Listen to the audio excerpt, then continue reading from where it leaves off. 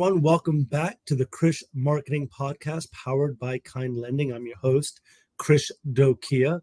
And again, thank you for coming back for another amazing episode. Today, we have the distinct pleasure of meeting and connecting and talking with a good friend of mine, James Wong, CEO of Maxa Designs. But he's got a very, I don't want to say colorful past, but what an incredible background, James, you have, having worked as a vice president of product marketing at Facebook and worked with the United Nations and Fisker Automotive and 1,000 plus business leaders, billion-dollar companies, creative entrepreneurs, and brands and influencers. So, I mean, I don't know anyone, and I know a lot of people in marketing, James, but I just don't know anyone with that much experience and having worked with so many different types of brands as well. James, so welcome to the show. Thank you. And you know what's crazy is I started like this whole path when I was 20. Wow. So I've been in marketing and branding for the last 11 years. And so now I'm 31.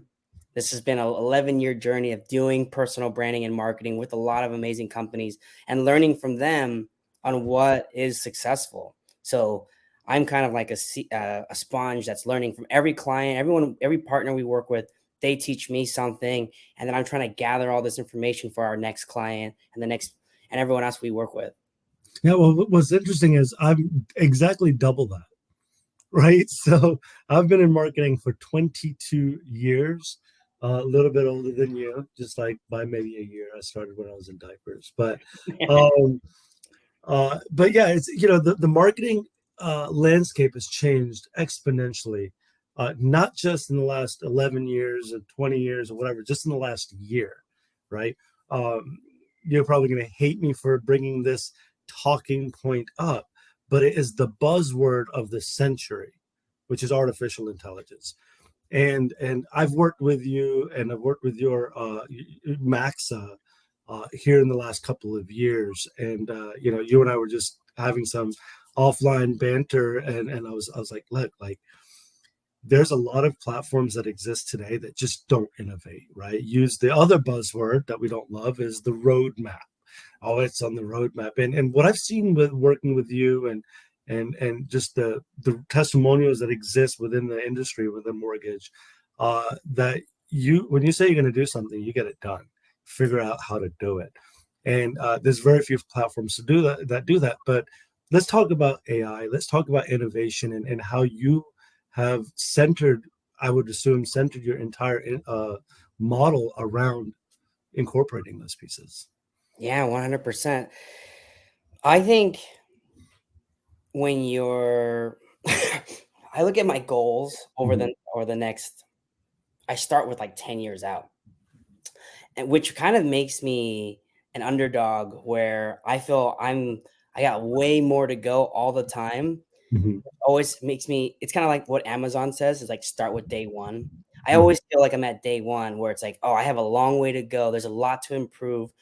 I want to make 1% improvements every day. And so when we look at our platform or whatever services you're providing, there's always a way to improve what you're doing.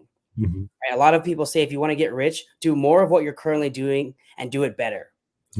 They say build wealth by doing more of what you're currently doing, scale up, but do it better. And so I look at my own business and I say, okay, how can I do more of what I'm doing, but do it better by innovating what I'm currently offering?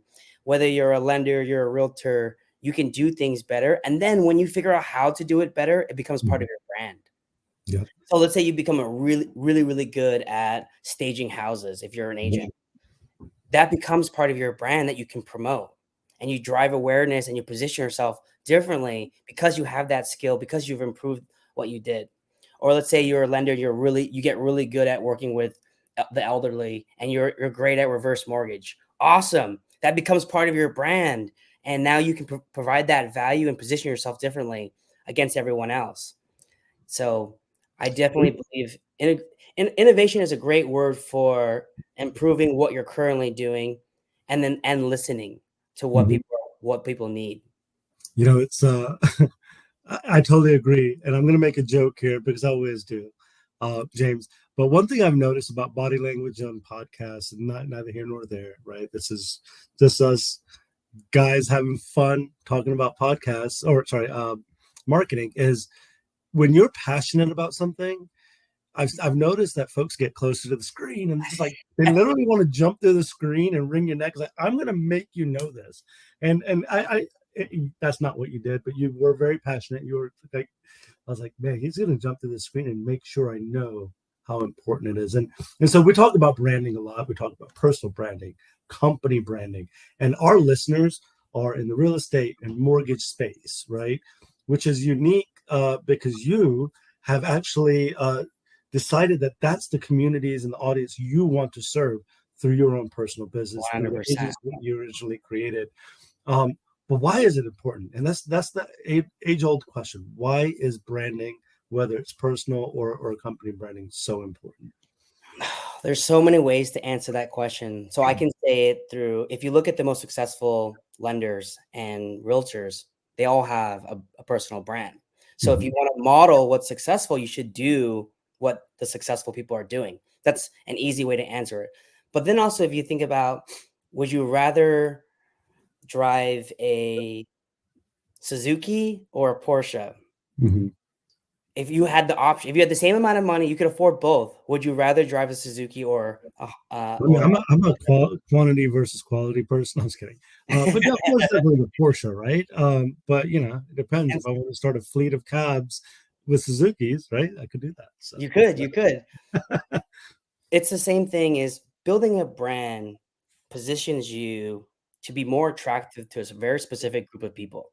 Mhm. So you could be the husband and wife team that works with husband and wives. You could be on the older side and you work really well uh, with older people.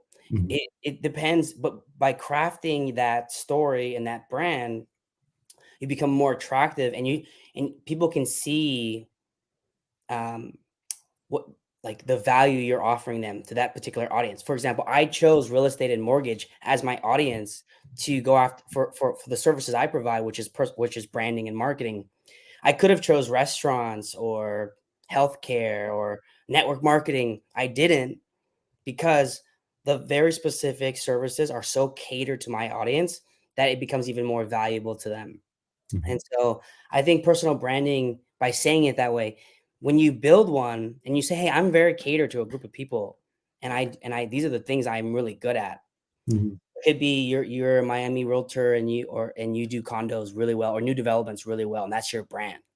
Well, if I have a new development, I'm gonna be more attracted to the agent that only does new developments and has Right. a track record of new developments, than just the mom and pop real estate team that sells houses in suburbia and you know Miami-Dade Absolutely, County. absolutely.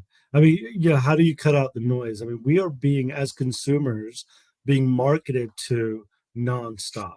Now, while we might think that, oh, you know what, like you're not getting marketed by realtors or lenders all the time as a consumer, you are. Absolutely, right? Because it's on television, it's on the, news feed, it's on your social media, it's every single where, whether you're looking or not, right? Whether you're ready to buy a home or get mortgage or refinance or whatever the case may be, how do you then stick out, right? And that's like, how do you fight through the noise?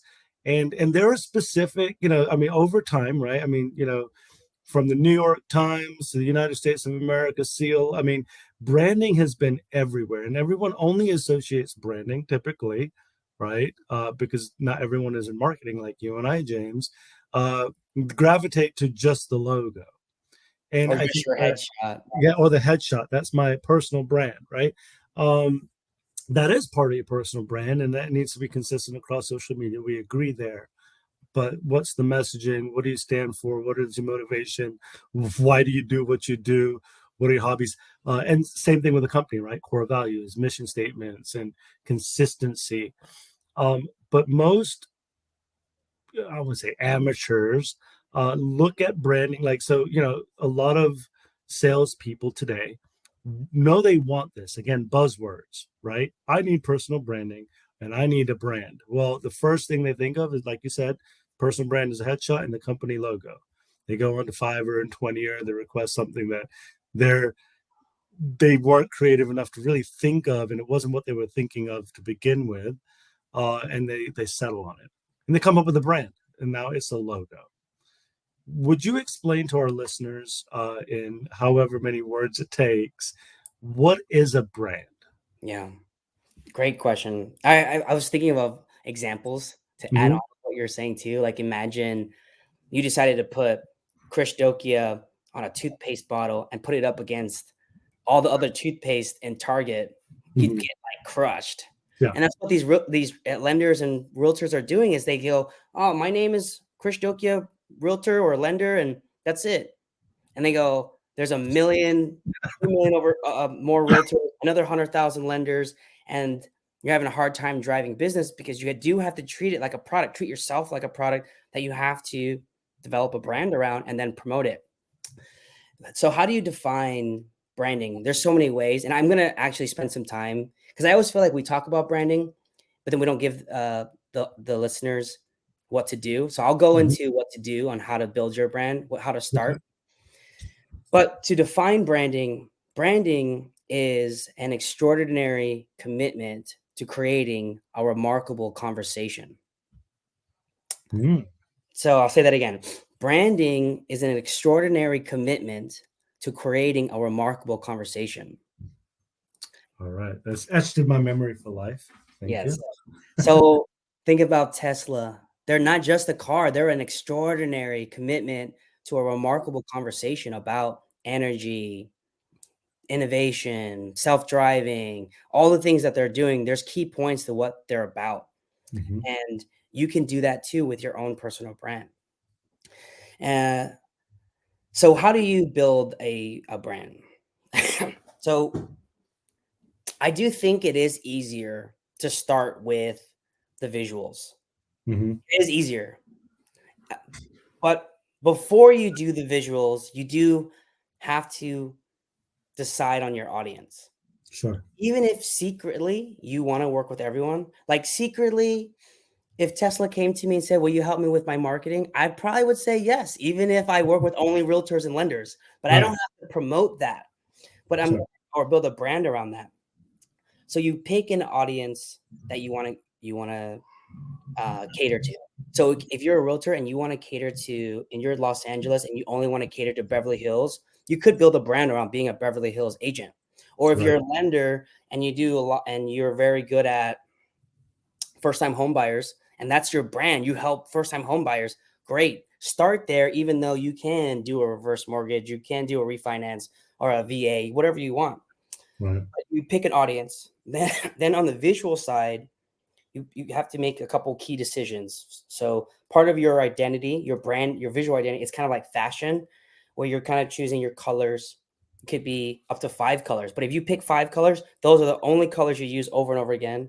You pick certain fonts, imagery. You choose. You build you with that those ideas. You start to make a logo. Then the most important thing that I always tell my friends and my clients is to invest in a really good website, Mm-hmm. because the website is like your house and it's showcasing everything about you online, and Mm-hmm. having a great website to showcase it, it will put the brand together for you, whether it's Sure. the visuals, the imagery, what you need to say about yourself. Invest in a really good website. That's the biggest bet. I have some friends who still don't believe in having a great website, and I go, like, you're really missing out, especially with millennials and Gen Z. Like, they're gonna look you up, they're gonna look at your website, and if you have an outdated website, or if you have a website with just your company and it's just like a profile website, you're not going to stand out. So Mm-hmm. invest in a really good website. And a really good website is like expensive. You're gonna spend a few $1,000s to do it. And for some of you who think, I don't have that. You'll find a way. There's payment Yeah. plans. There's ways to you could trade services with another fellow graphic designer or web developer. But the website really helps. You start to build these, maybe a brochure. You want to create a brochure that showcase or a power or like a digital presentation about yourself and your services. I like those. It's almost like homework assignments. Make Sure. your website, make your your personal brand book or your brochure, because Mhm. those two assets will force you to develop your value Yes. proposition, will Mhm. force you to develop all those things. And then it's kind of like a tunnel. The further down you go, the further you can see. You get started with just building out a few things, and then you start to get obsessed with your personal brand, and it gets even better. Then you want to do video. Then you want to do more email marketing, creating consistent marketing on social. You'll do those things once you have a brand. But I would say start with just a few homework assignments to develop it. That's great. Who doesn't love homework as an adult, right? Um, but yeah, that then I think you cracked the case, right? No one knows where to start, right? They gravitate towards just the logo, and hey, now miraculously business is going to come. But it's a culmination of things that drive the success of it. And I like that, like the comment, doing those two things, right? The brand book and the personal branding book brochure and the website will force you to do those other pieces. That's where you find your voice and your messaging and your content, and and it's kind of a discovery process for you or your company or your marketing teams to then realize what is important to you. I imagine your strategies are coming out of that as well, right? Because if you're spending a couple of $1,000s on the initial onset of your brand, you don't want it to go to waste. It's not, you don't want it to sit idle. You've now made that initial investment, so there's a reinvestment of time to continue that work forward. So gosh, I love that. I wish I could take almost everything you just said and write a book about it. Which, James, if you haven't written a book, please do, because I will read it. But so moving out of that piece a little bit and talking about um, brands, right? We all have our favorite brands, and Kind Lending is mine, obviously, right? Not biased. Um, but I talk to my son, who's 5, about branding a lot. I mentioned his podcast and his whole thing that we've got going on, and it's the unique thing is we've been consuming marketing our whole life since day one, from the hospital that you left to the hospital, or to your deathbed. Our entire lives is all marketed to. But I've got to know, James, because you are just this deep resource of information, and you've worked with some really cool brands in the past. If you had to say your top 5, right? It doesn't have to be real estate or mortgage, but what are your top 5 most favorite brands? Or if you want to just do one, and why? Dang, great Yeah. question. Great question. Before we get there, I just wanted to say too, thinking about the journey, I Mhm. would definitely do your homework, build your brand, and then pick one channel. I just want to say that. Pick one channel at a time. Don't say you're going to do YouTube, TikTok, Instagram, Go everything at on. the same time, podcasts, all at the same time. Just pick one. It could be email, which is my Right. favorite. Just do email newsletters and Yeah, build I your mean, when your consumers look at you and see you everywhere, and they go there and they're underwhelmed because there's a lack of content, a lack of focus and consistency, that hurts you. That's negative points. yeah. So I totally agree. And one thing we tell our originators and our sales teams here at Kind is, get out of your comfort zone, go try it, but pick one and do it well, own it, and then earn the right to move on to the next platform. 100%. And then I would say if you don't like branding or marketing, if you say it's outside of your wheelhouse, what I'll say is sell your ass off, make a ton of commissions, make a ton of money, and your second hire should be in marketing. So like your first hire should be your assistant, your second hire should be in marketing, because you can invest in all the tech tools and all the tools you want, but if you don't have a great brand and a great established identity, a visual Mhm. identity for the product of you, you're not Mhm. gonna get very far. Again, Oh, exactly. it's like you're then promoting poop. You're promoting something bad, like make yourself look absolutely sexy and amazing, and then go promote that. So I Yeah. highly recommend investing early into your branding. If you can't afford it, figure out how to cold sell your ass off until you can afford it.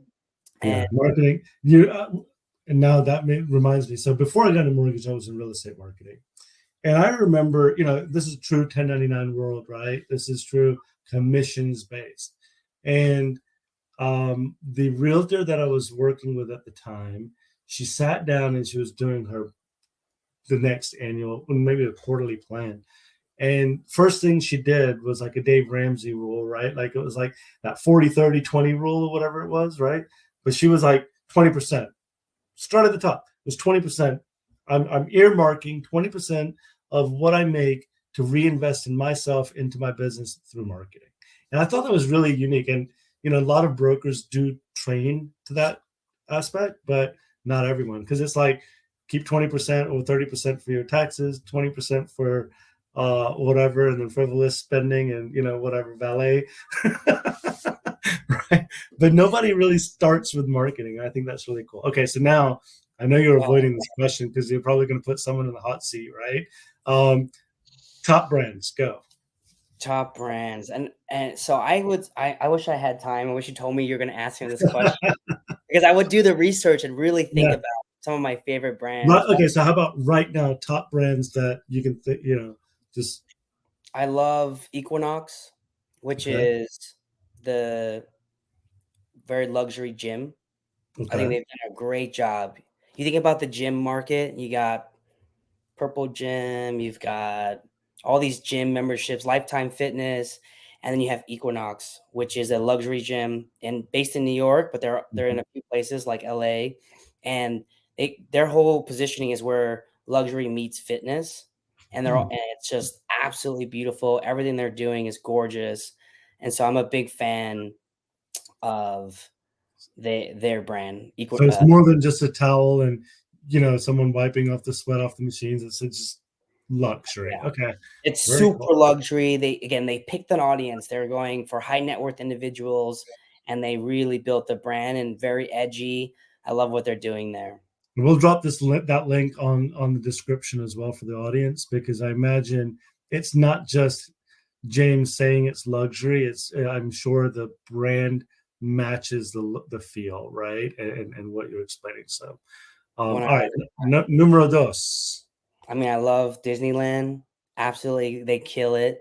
They have one of the best, most powerful brands in the world. Mm-hmm. And I'm not their audience, sort of. I'm a dad of two, so I am kind of their audience now. But just absolutely well done compared to. And I'm thinking about the theme park as one of their business units. That brand, Disneyland, Disney World. I think they do a really good job with their character development, how they are different functionally, how they are different emotionally, socially, how they're different, the continuity of their brand, the characters, how they put it all together, the cleanliness, the fun. I think they do a really good job. That's really cool, because it's the once you have the brand, it's the experience, and the experience, then it's the word of mouth and the reviews, and then starts branding and marketing itself. Which it definitely does, right? Because you're a raving fan. Our first episode was with Brittany Hodak, if you know her, creating super fans, and she has a book out called Creating Super Fans as well, and she talks about experiences, the core of it all, right? It's the emotional tie, it's the just the loyalty and all of those things that come together from the brand, right? And what they're putting out there. Okay, so number 3. Oh my gosh, I just had one in my head and I lost it. Sorry, I mean, I love Porsche, of course. We talked about this earlier. I'm a big Porsche fan. I have 2, and I think they've executed really well on performance meets luxury, and I think, but they're also unintimidating and inclusive, and so I think the brands that I'm picking are all like very high quality. So you like Disneyland as a theme park, super high quality of an execution as a product. I think they do a really good job. Porsche is a great brand. Equinox is a great brand for gyms. Let me think. But they're almost, so looking at some like lending brands that I like. Well, yeah, or real estate brands that I like. Yeah, but the 3 that you've mentioned, because you're going to say Kind. I know which lending brand. I was going to say Kind, yeah. But the three that you mentioned, while they are all, well, at least two of them, Equinox and Porsche, in this luxury grouping, right? But Disney, what would you say from a branding perspective, there are also disruptors? Disney, All three of them. all I mean, three super yeah, disruptors. Yeah, yeah, they stay true to what their beliefs are as far as the branding, right? Like Porsche has not changed their logo, has not changed all that much from the first Porsche to their lights and the contours, and there's a lot of similarities, right? Even in their SUVs, wow, they went to SUV, right? A lot of them did, but they stay true to what they are, and the look and feel. There's no mistake that you're in a Porsche. There's no mistake that you're at Disney and not some other theme right. park, right? And Equinox, probably walk into that gym and you're not There's thinking, no oh man, that mistake. reminds me of LA Exactly. Fitness, It's a right? 100% a world. And that's the uniqueness that we want to drive in our lending and the mortgage and real estate worlds as well. So now, no pressure. Who's your favorite? Maybe we don't go some brands that you like in the mortgage real estate industry. Okay. Some brands I like. Well, I love Movement. I think they're doing some cool stuff. Their brand Sure. has been very good for a long time. Mm-hmm. I love Thrive. They have a great brand. James is my boy. Yeah, great brand. They're executing really well. Kind lending super well. Culture super thick. You can see it in Kind. There's a culture there. Knock is great. On the real estate side, hmm, That's a tough one because I will say there's a lot of cool ones out there now. They there's some. didn't Yeah, used to be.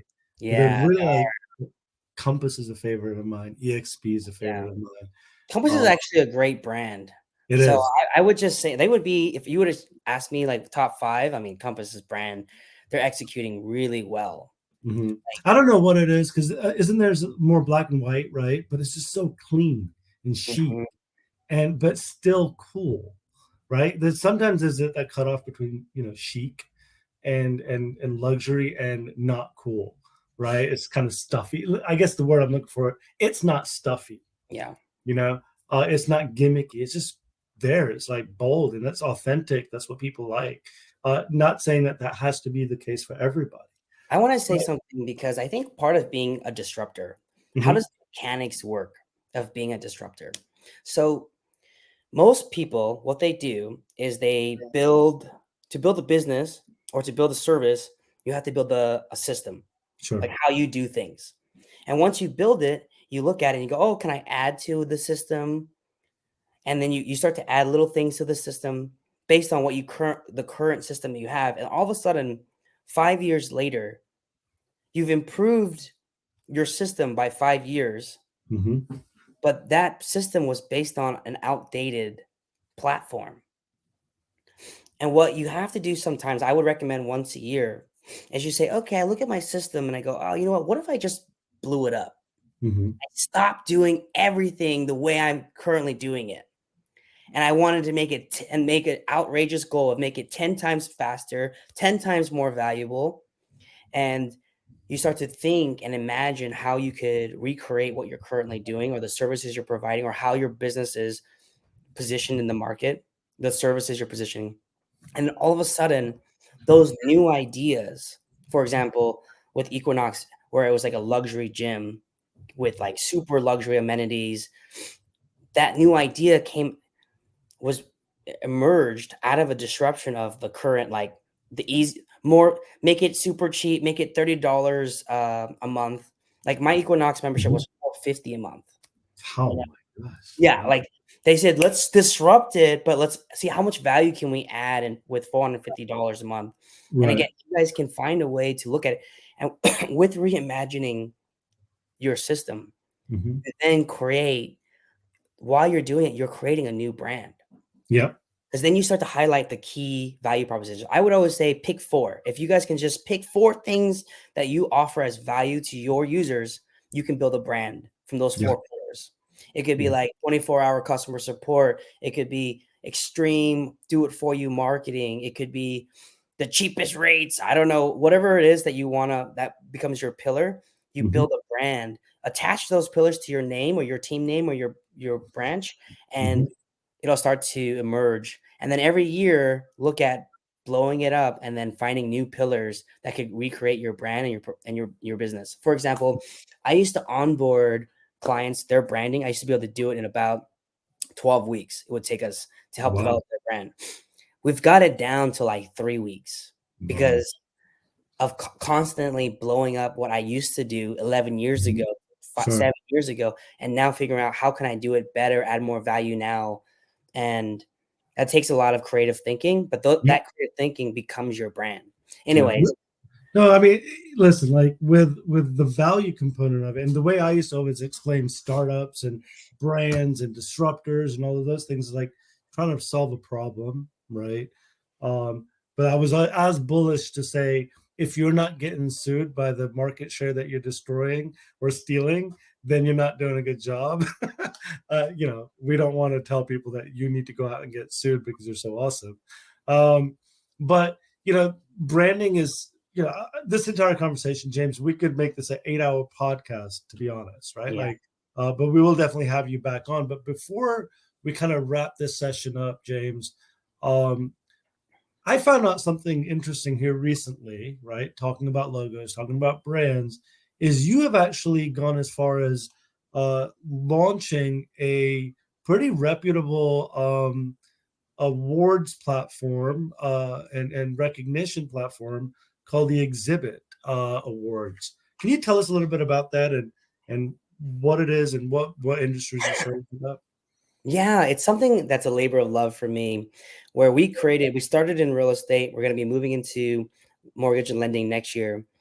And what we did is we wanted to create an award for best executed brand and tell the story of all the submissions during once a year. And so this year we had over 400 real estate brokerages and brands. The biggest ones you can think of were all involved. The national brands, the biggest brands in the state, they all were involved, and they submitted in 7 criteria. I'm gonna pull it up so I don't forget. So one of them was, of course, we wanted to judge them based on their storytelling, their visual identity, the execution of their digital and print and email marketing, their website design, their community engagement and impact, their innovation, like what tools and what technology are they providing their consumers and their team, their brand experiences, their events, their office spaces, and then lastly, the overall cohesiveness. And what I did is we brought in some of the best marketers from the industry to be the judges, so it was unbiased.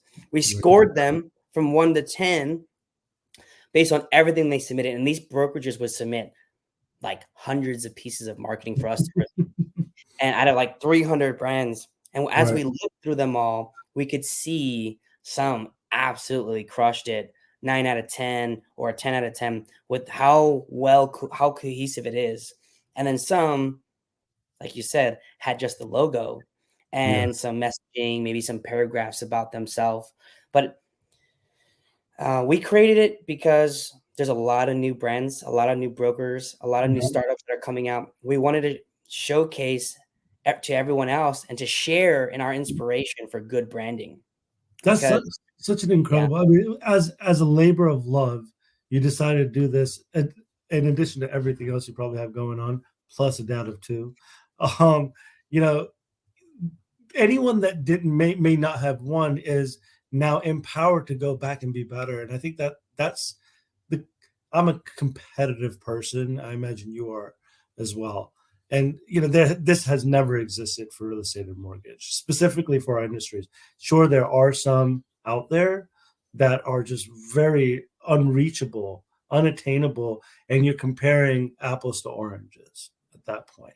So why not compete against your own peers in a fair playing field? So what a cool way. Now we do it based in 4 regions. So you got the West Coast, the Midwest, the Northeast, and the Southeast. So everyone's competing against their region. Okay. And when you win, you get the digital badge. We send in an award trophy. We send a big plaque. I actually have one of the plaques right here. Oh, wow. That is. Did you give yourself an award? No, that's the test one. That's the one, the mock-up one. That's awesome.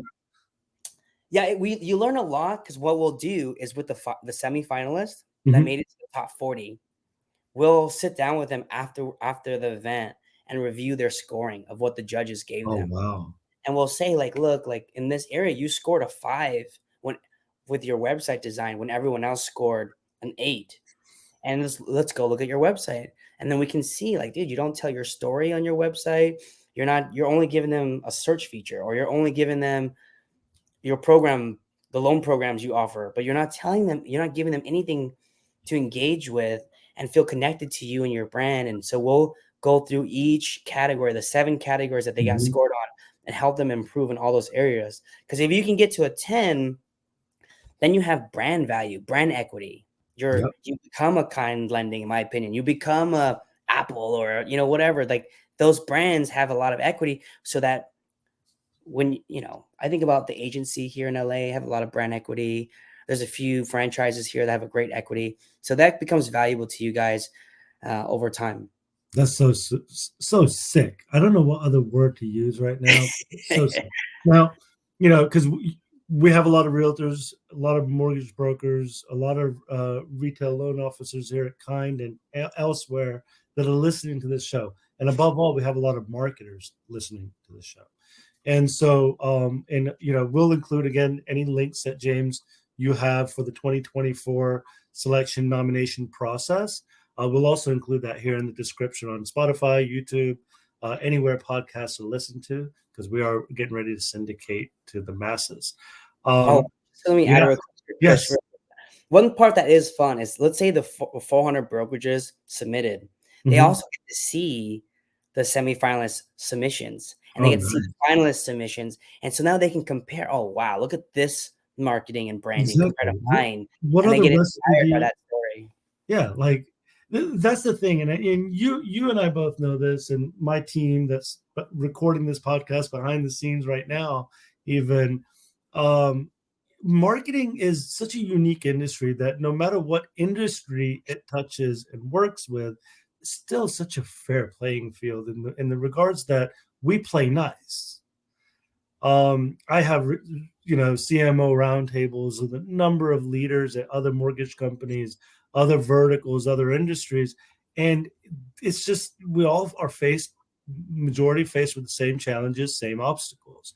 Whether it's creating the right now tools for your sales teams, or innovating, and the recognition for marketing behind the scenes. Not that we need a pat on the back and strive for accolades, but it's important for a brand to be recognized in time for doing the things that they do. And some of them do, but not near enough in these industries as it should be. So applaud, big cheers and applause to you, James, and your team for kind of driving that forward. Well, I mean, that's awesome. It's almost as good as, like, solving the hole in the ozone or whatever, right? Like, you've solved the problem. So I appreciate it. Now, before we wrap up, James, again, Max is your platform. We're going to, again, um, link it in the below. If anyone wants to do a demo, the link in there. And I mean, James, like his Calendly, I'm not pimping you out your calendar, James, but he'll hop on. Like, it's awesome. Very, very personalized service as well. Um, and then lastly, for everyone that's listening, you know how we end the show is we say our newest and I think coolest tagline ever is stay curious and keep marketing. So again, James, thank you so much. You have we'll have you back on for sure. For 'Cause sure, I really enjoyed it. I this love the conversation is not over, is what I tell my child, right? No, I'm just kidding. But awesome. it's not over because, again, we have so much more to cover. So, James, again, thank you so much. Awesome. Thank you.